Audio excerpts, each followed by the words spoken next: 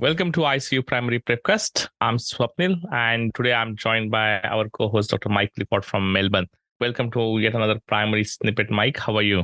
I'm very well. Thank you, Swapnil. This is one of our next celebratory episodes based on Maddie's pregnancy and delivery, and we hope that she's doing well. And today I think we're going to be talking about some of the changes that occur during the transition from in utero to ex utero survival. That's right. So Maddie's doing really well, and there are some indications that she will be back on the air soon, which is exciting. So let's begin with this primary question that has come in the past. But what are the kind of physiological changes that occur at birth? Okay. So this is an absolute cracker, and I'm in my comfort zone, and I'm going to try very hard not to talk about breastfeeding, but I can't guarantee it. Okay. But we'll take this question as it comes. So there are some pretty enormous changes that occur in both the cardiovascular and the respiratory system to a newborn baby once they go from in utero survival on an ECMO circuit, essentially the placenta, to having to breathe air and pump their blood around. So for those of you that have been in the delivery suite, which is hopefully most of you during med school, you will have seen a baby come out and they are dark purple, which is normal, okay? And then if they're doing well, they'll take an enormous breath and then they'll scream and they'll keep screaming and they'll gradually change colour. And that's pretty much the transition, okay? That's all they have to do. They just have to come out, belt a few screams, and everything changes from there. So if you think about what's happening, first of all, they have to come through the vaginal canal where they get compressed, and the compliant chest wall of the neonate facilitates the removal of fluid, amniotic fluid from the lungs through the trachea. So the baby, it either gets pushed out through the baby's mouth and nose or it gets swallowed. But that facilitates the wet weight of the lung decreasing so that by the time the baby's ready to come out and take a breath, the lungs are considerably less sodden than they were in utero. And there's about 20 mils per kilo of fluid, which is, pretty close to collapsed weight functional residual capacity. And then these babies have to generate a pretty enormous negative pressure breath to get those really wet lungs up and open. And depending on which textbook you read, you'll have numbers of, minus 60, 70, 80, 90, or even 100.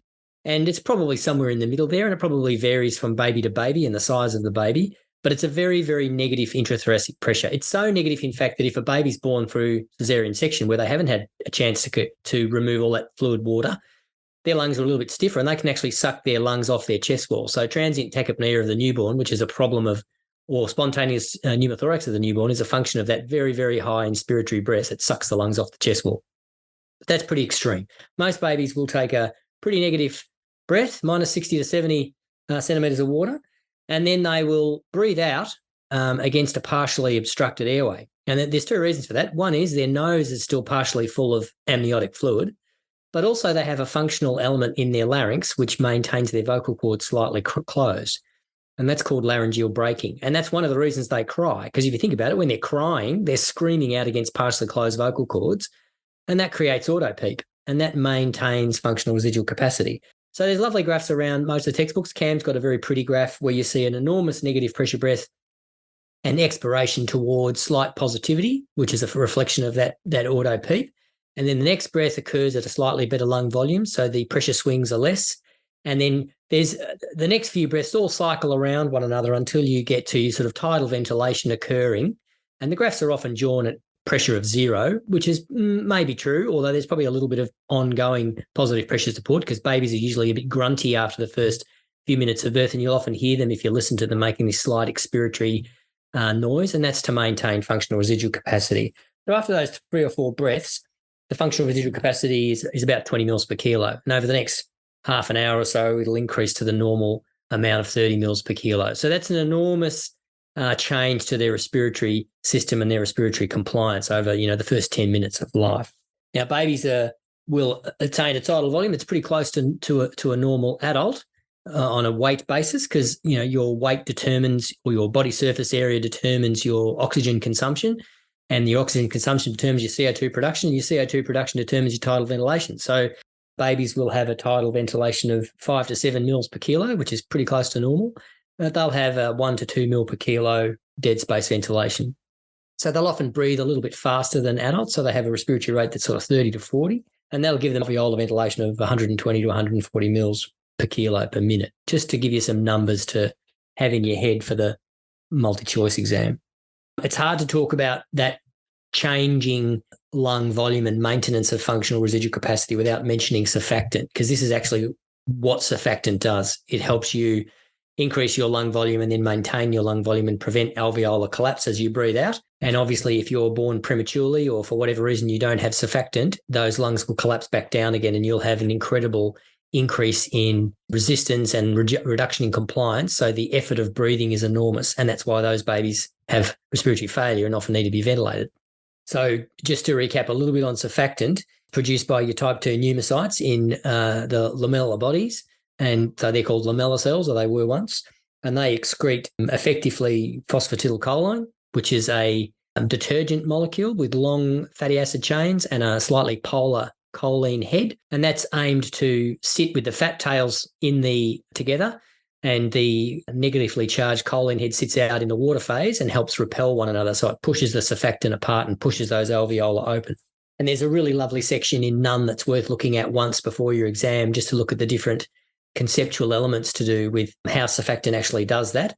And you don't need to know a lot about Scarpentini's foam theory, but basically there is an element of that detergent function that's important. And there's also 4 surfactant proteins that are in surfactant that all have function. In fact, there's A, B, C, and D. The one that really matters to us is B, because if you're born without surfactant protein B, you die. Surfactant protein C is also important. If you're born without that, you tend to have pulmonary fibrosis by adult years. But essentially, you've got 2 hydrophilic and 2 hydrophobic proteins. You can remember them using the letters. So surfactant protein A is antimicrobial and augments its own production. Surfactant protein B it sits in the monolayer, and it's at the most basic level the most important protein by far. Surfactant protein C acts to connect the different layers and can anchor them to the alveolar wall. And surfactant protein D is important in defense and degradation and maintenance of surfactant. So their letters actually help you remember pretty much what they do. And they make up 4% of the total component of surfactant. 80% is the phospholipids, and then there's a few plasma proteins that float in. So there's airway changes to do with the initiation of breathing. There's airway changes to do with maintenance of lung volume to do with surfactant production. And there's also some differences in anatomy and function. We all talk about babies being obligate nasal breathers. That's probably the first couple of breaths because their noses are full of amniotic fluid. But after that, they become nasal preferring breathers. And that's to do with, I'm sorry, I have to do it now. It's to do with breastfeeding. Because while the baby's breastfeeding, they've got to direct the milk flow around their omega-shaped larynx and keep swallowing and keep breathing. So if they could play the didgeridoo, that'd be a good time to teach them because they're already doing circular breathing and they're breathing as they swallow their milk. And 50% of the inspiratory resistance is nasal at birth from babies. So that's a fair old amount of work of breathing required just to overcome the flow of air through the nose. Their muscle fibers are still developing, so prem babies have very few type 1 fibers in the diaphragm, which are those fibers that you need to maintain ongoing contraction just time after time, and about 20% of their intercostals. When they're newborns, this is the number to remember, about a quarter of the diaphragm are those type 1 fibers and just under 50% of their intercostals. Now, by the time they're 6 months, over 50% of their diaphragm is type 1 and over 3/4 of their intercostals. So there's an evolution of increasing type 1 fibers to make them more robust. And that's also got to do with the changing shape of the chest wall. As the baby goes from lying on their back to sitting up and standing, the diaphragmatic shape has to change and the functional element of that contraction moves into various parts of the diaphragm so that they tend to increase their type 1 fiber type.